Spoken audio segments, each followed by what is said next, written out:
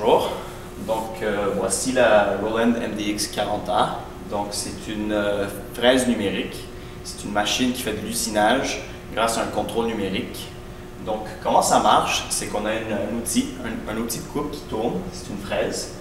Et cette fraise, en fait, elle est montée sur un système d'axes.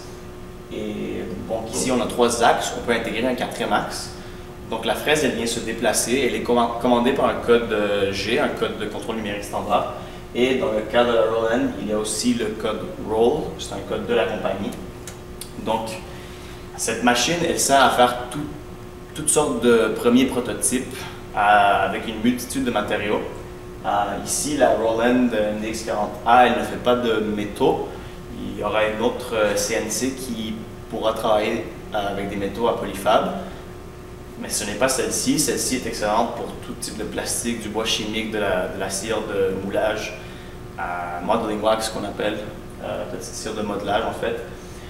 Donc oui, ici habituellement comment ça marche, c'est l'ingénieur il travaille avec un logiciel CAD, donc c'est un Computer Assisted Design, et là il va créer sa pièce. Donc là je parle de CATIA ici, qu'on utilise à Polytechnique, mais sinon SolidWorks, Rhino, et bref, il y a beaucoup de logiciels CAD potentiels.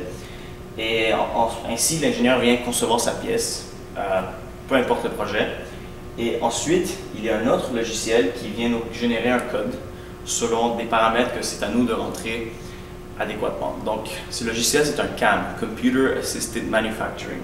Donc, ce logiciel, en fait, qu'est-ce qu'il fait? C'est qu'il prend notre pièce et selon la pointe, le matériau, et une multitude de paramètres, vient nous créer un parcours sous forme d'un code pour que la machine lise le code. Et ensuite, on peut donner ce code à la machine et elle vient usiner une pièce. Pour usiner une pièce, en fait, il y a beaucoup de choses à réfléchir. Donc, c'est une machine que vraiment, il faut savoir qu'est-ce que vous faites. Et si vous ne savez pas, ou vous n'êtes pas sûr que qu'est-ce que vous faites est bien, elle ne va pas briser la machine, s'il vous plaît, arrêtez-vous. Venez consulter quelqu'un qui l'a déjà utilisé, quelqu'un qui connaît les bases de l'usinage. En fait, qu'est-ce qui arrive, c'est que selon la dureté du matériel, l'épaisseur de la pointe, le nombre de flûtes sur la pointe, la forme de la pointe, il faut savoir adéquatement la vitesse de rotation RPM, il faut savoir la vitesse de déplacement de la fraise, il faut savoir la quantité de matériel que la fraise, chaque fois qu'elle descend, elle vient enlever. Puis, bref, il faut savoir mettre bien le zéro, sinon la machine peut littéralement s'auto-mutiler, elle va faire un trou dans elle-même. Donc, il y a beaucoup de choses à savoir pour ne pas briser la machine. Ça, c'est de 1. De 2, pour faire une bonne pièce, il y a des techniques pour ne pas... bref, pour que votre usinage vienne chercher vraiment la précision de la machine. Donc, c'est une machine qui a une précision théorique de 10 microns, donc 0,01 mm. C'est une précision théorique, il y a toujours des vibrations, des déplacements, des compressions des matériaux, etc. Donc, j'ai fait aisément des usinages à 0,1 mm de précision. Donc, c'est pareil, une machine qui est très précise. Et le plus important à savoir ici, c'est que si vous n'êtes pas sûr de ce que vous faites, allez voir quelqu'un avant de procéder.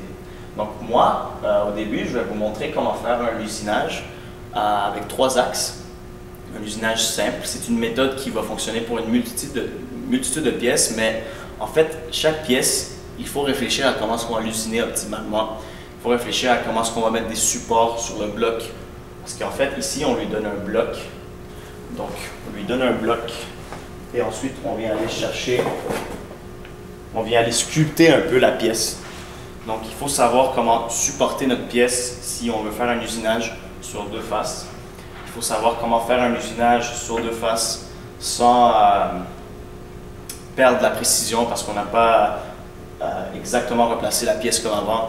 Donc, c'est toutes des techniques que je vais vous montrer les bases. Et bref, c'est une machine super pour l'apprentissage. C'est plus précis que les imprimantes, c'est aussi plus long. Et bref, j'espère que je vous donne une bonne base pour qu'on vous en servir.